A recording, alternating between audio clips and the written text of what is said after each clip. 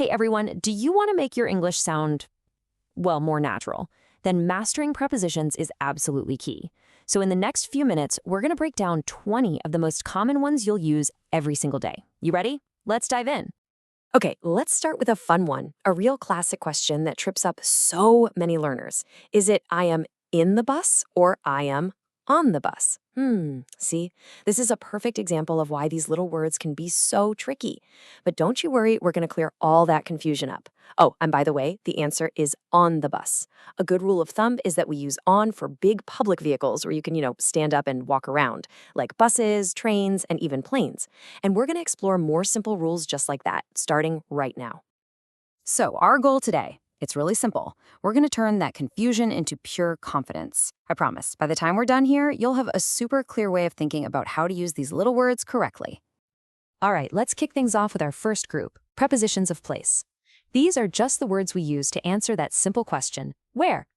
They help us describe the location of, well, pretty much everything. So let's look at the big three right away. In, on, and at. It's actually pretty easy. Think of in for anything inside an enclosed space, the food is in the refrigerator. Then you've got on for surfaces. The book is on the desk. And finally, at is for a very specific point or location, like waiting at the bus stop. Okay, let's try one out loud.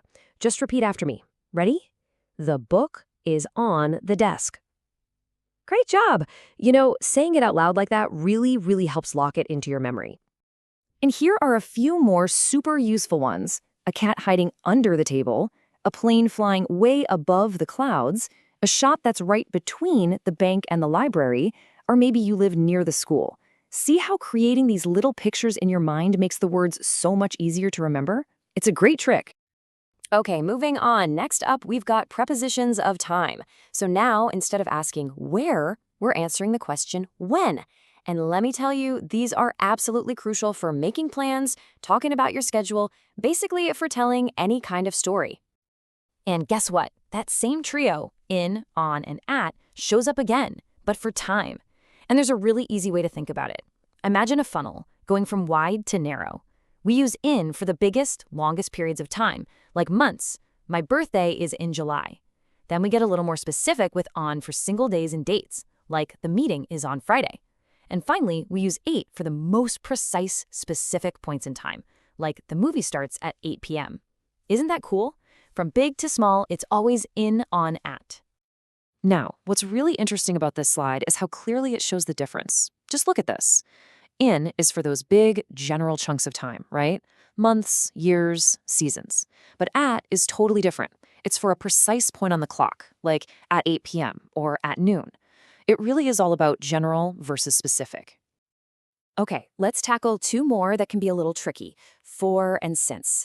For is pretty straightforward. It's just about a length of time, a duration, like we talked for 2 hours. Easy enough. But since is different. It's about the starting point of something that's still going on. So if you say, I have been waiting since 9 a.m., it means the waiting started at 9 and you're still waiting. That's the key difference. All right, for our final group, let's get things moving. Literally, we're diving into prepositions of direction. These are the words that answer the question, which way? They're all about describing movement, getting from point A to point B.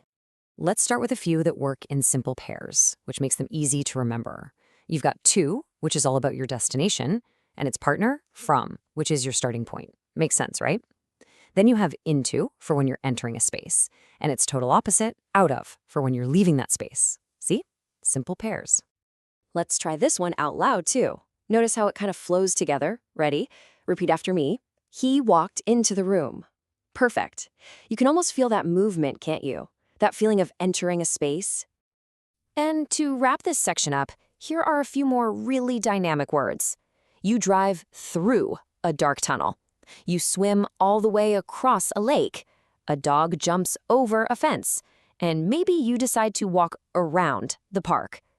Each one just paints such a clear picture of the action, doesn't it?